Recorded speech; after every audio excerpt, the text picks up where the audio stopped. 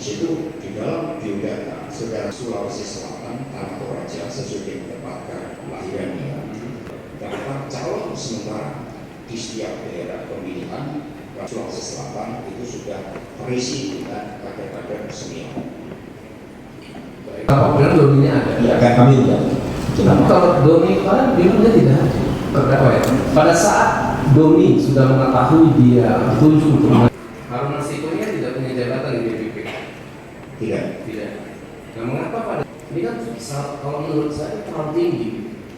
Kenapa bisa seorang kader biasa ingin mendaftar caleg itu menemui langsung saja seperti itu? Memohon kepada KPU terhadap pelaksanaan dari hasil judicial review Mahkamah Agung yang keputusannya juga kami lampirkan. Kemudian keputusan yang lain DPP PDI Perjuangan menetapkan bahwa saudara Harun Masiku untuk menggantikan Bapak Nasrul Himas menerima pelimpahan suara atau seperti itu sebagai diskresi yang dimiliki DPP PDI Perjuangan berdasarkan pertimbangan hukum di dalam judicial review tersebut.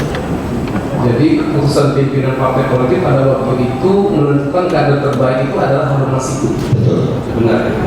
Mungkin saudara bisa menjelaskan dari 8 caleg di Dapil Sumsel 1 yang mana Harun Masiku itu nomor 6. Kenapa Harun Masiku yang ditetapkan sebagai kader terbaik dari partai PDIP untuk menerima perolehan suara dari Pak Najarudin Thomas? Alasannya? Izin ya, jadi saat itu kita di DPP kan memiliki pusat database. Jadi ketika putusan judicial review memberikan diskresi kepada pimpinan partai, kewenangan kepada pimpinan partai, maka dalam rapat DPP tersebut kami melihat caleg-caleg yang ada di situ. Karena setiap caleg akan mengisi biodata. Ada caleg yang selalu aktif menjadi calon bupati 2 kali, dan menjadi calon anggota legislatif tidak pernah terpilih. Kemudian juga ada yang masih baru. Kemudian ketika biodata dari saudara Harun Masiku dipaparkan, di situ tertulis bahwa dia mendapatkan beasiswa dari Ratu Elizabeth. Kemudian keahliannya International Economic of Law, suatu profesi yang sangat diperlukan oleh partai.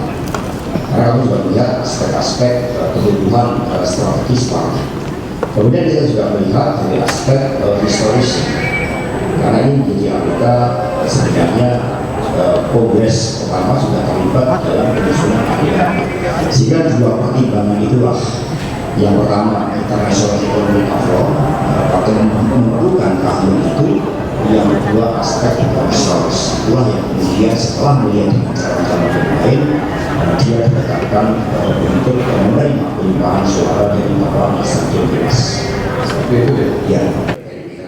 Sekretariat yang mengatakan Harun Masiku dari pengurus di Bank pada tahun 2000. Kemudian apa seperti itu ya? betul ya, Bu. Jadi setelah itu saya